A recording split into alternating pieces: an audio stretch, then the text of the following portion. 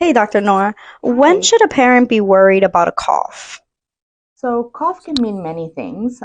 So the main timeline that we worry a little bit about cough is if the cough is persistent or worsening over a week to 2 weeks, is when we get a little bit more concerned. Usually, viral coughs are lingering. They last only up to like about a week or two, but they usually get better with time. However, if it's persistent, that's when we get worried. And then, of course, any difficulty breathing, babies tugging when breathing, and breathing is increased, that's when we get concerned as well too. And this applies to not only babies, toddlers, but also children as well.